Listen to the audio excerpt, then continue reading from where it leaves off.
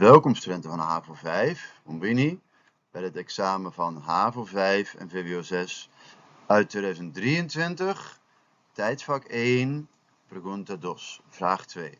Laten we kijken naar de vraag.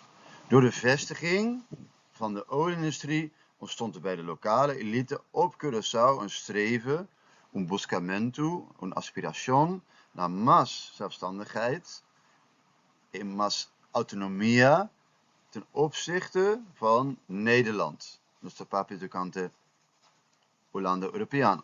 Europees Nederland. Explica, leg uit dat het kwam dat dit, de vestiging van de olieindustrie, tot het streven van de lokale elite, Botemira Akinang, naar minder afhankelijkheid van Nederland leidde. Botemira Enan Nederland.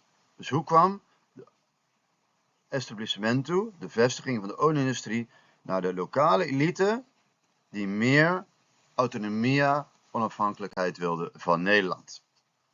Ja? Bon. Pagina 12 van je boekje is heel belangrijk. Neem dat voor je. Ja? En kijk het daar contesta. Curaçao, su posición independiente económico, acontecida búsqueda de un elite local para una independencia más grande. Het is Royanan sinds de komst van het oliebedrijf op het eiland die leidde tot een meer onafhankelijke positie ten opzichte van Europees Nederland. Aquí te doen aan oportunidad bahazie is aquí. Ja, dus de komst van de olieindustrie was heel belangrijk. Dus in 1936 heb je nu een staatsregeling en de 6 eilanden kregen iets meer mogelijkheden tot zelfbestuur, iets meer onafhankelijkheid, iets meer autonomie. En het was het gevolg van de onafhankelijke economische positie sinds de komst van het oliebedrijf op het eiland.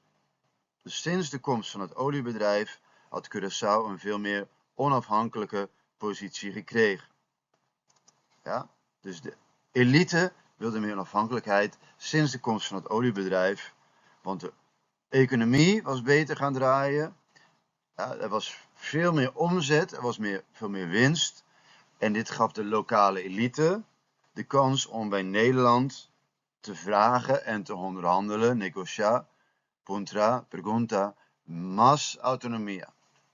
Curaçao, su posición independiente económico, acontecí la búsqueda de un elite local para una independencia más grande. Ik hoop dat het een duidelijk filmpje was. Ayo y te kirato.